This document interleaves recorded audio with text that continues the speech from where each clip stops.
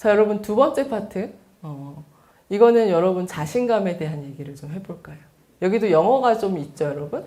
또 유창한 그 발음으로 한번 읽어보도록 합시다, 여기서부터. 자, 시작.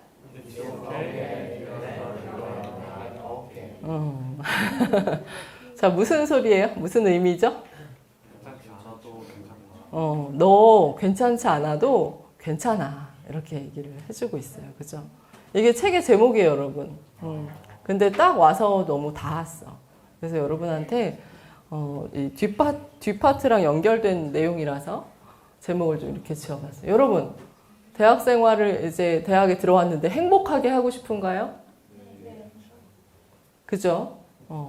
그럼 이제 어떻게 하면 행복할 수 있을까 고민을 해야 되는데 또 하나 물어볼게요, 여러분. 여러분은 자신감이 있으신가요? 네. 그럼 그 다음으로 못 넘어가는 농담이에요. 네라고 대답한 사람들이 생각보다 많아서 너무 기뻐요, 일단. 근데 이제 자신감이 좀 부족하다. 자신감이 좀 더 있으면 행복하게 더 대학 생활을 잘할 수 있을 것 같다. 그런 생각이 드나요, 여러분? 만약 그런 생각이 이제 든다면 이 개념을 좀 한번 생각해 볼 필요가 있어요. 자, 자기 개념이라는 용어예요, 여러분. 다 같이 자기 개념. 자, 영어로도 self concept. 자, 자기가 self죠, 여러분. 근데 여러분 self가 어떻게 생겼어요? 여러분 self는 어떻게 생겼어요? 이쁘게. 역시 올해는 정말 이렇게 셀프 컨셉이 긍정적인 사람들이 꽤 많이 들어온 것 같아서 아주 희망적이다. 그죠? 쭉 이렇게 계속 가기를 4년 동안 여러분 바래요.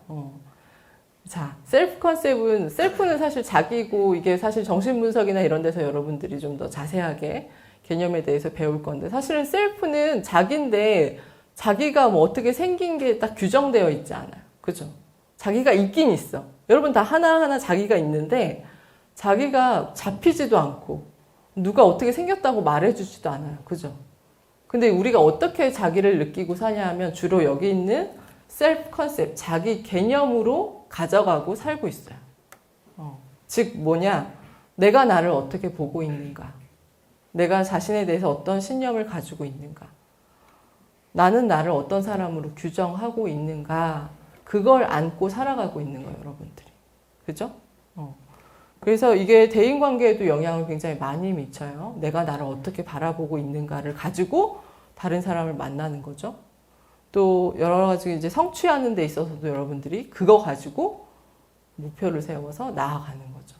그래서 되게 중요한데 이제 자기 개념이 뭘로 구성되어 있는가에 대해서 여러분 생각을 해보면 크게 이제 세 파트로 나눠질 수 있어요. 첫 번째 파트는 좀 물질적인 부분, 물질적인 자기. 여러분 외모, 외모를 가지고 나는 이런 사람이야 라고 여러분 규정하죠. 나는 여성으로서 남성으로서 외모적으로 어떤 사람이야, 어때? 라고 규정을 하죠. 두 번째 파트는 보이지는 않아요. 잘 보이지는 않는데 심리적인 자기. 여러분 갖고 있는 성격, 능력, 뭐 여러 가지 취향, 적성 이런 거 가지고 여러분이 나의 어떤 셀프를 구성하고 있죠. 세 번째는 사회적인 자기예요. 그래서 여러분들 주변에 있는 관계, 나의 어떤 사회적인 지위, 여러분 이제 학생이고, 그죠? 아직은 학생이고, 주변에 나를 둘러싼 사람들이 어떤 사람인가에 나랑 친한 사람들이 이제 어떤 사람인가를 가지고 또 나를 규정을 해요.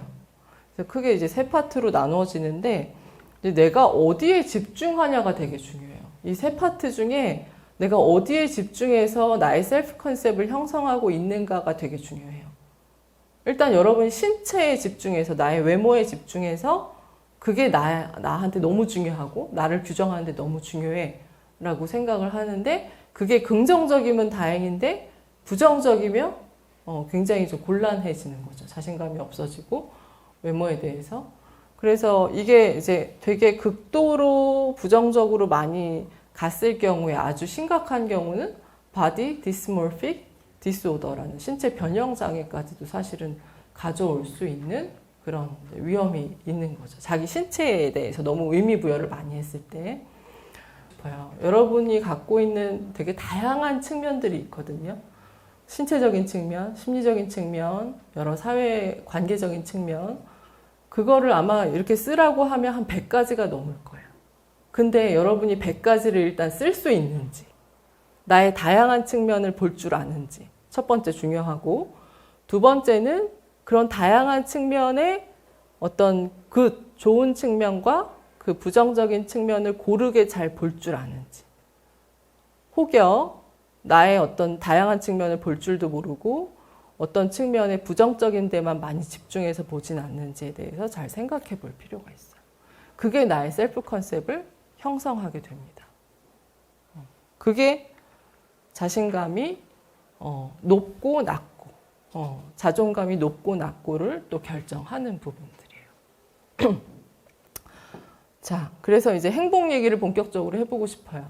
여러분, 이제 행복은 크게 3가지 요소로 이루어질 수 있어요.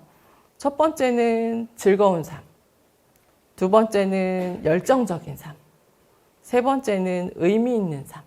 이렇게 행복을 3가지 모습으로 셀리그만이 제시를 했어요.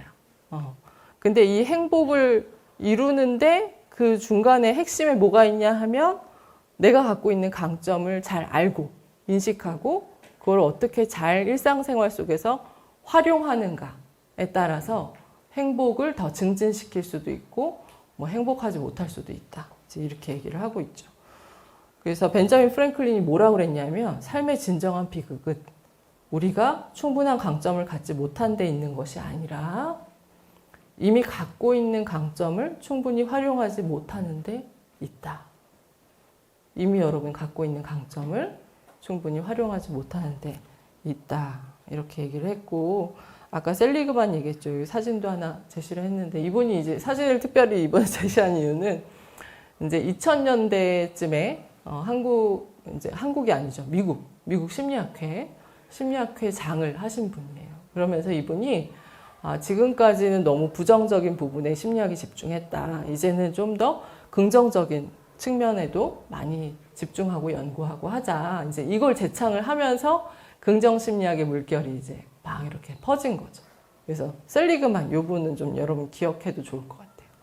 이분도 자신의 숨겨진 강점을 발견해서 개발하며 그것이 자신의 참모습이 된다. 행복한 삶의 공식은 자신의 대표 강점을 일상생활 속에서 매일 발휘해서 커다란 만족과 진정한 행복을 경험하는 것이다 라고 얘기를 했어요.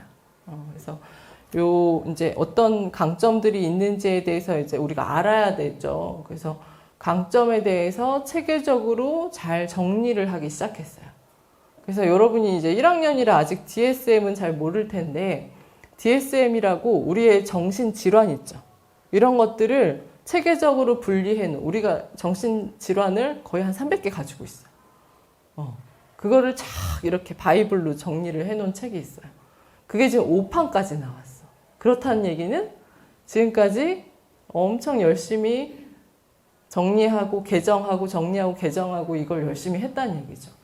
그 우리의 부정적인 측면에 대해서는 그렇게 열심히 드립다 팠는데 우리가 갖고 있는 이제 긍정적인 측면에 대해서는 아직까지 제대로 체계화해 놓은 게 없었어요.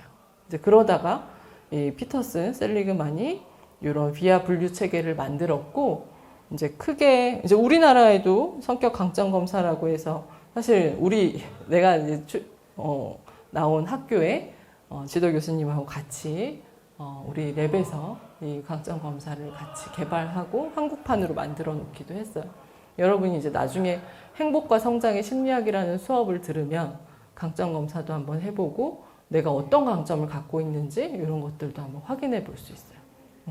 그래서 이런 것들 크게 6가지 상위 덕목이 있고요. 지혜, 자애, 용기, 절제, 정의, 초월, 이렇게 크게 6가지 덕목이 있고, 그거에 이제 하위로 쭉 나와서 총 24가지 강점들이 있는 거. 이 중에서 이제 내 강점은 뭘까? 이거 이제 검사를 해보면 알겠죠.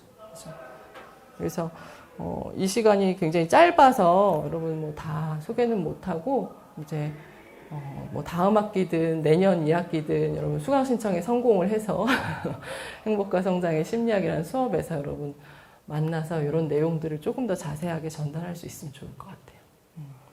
재미있겠죠? 여러분? 한번 해볼만 하겠죠?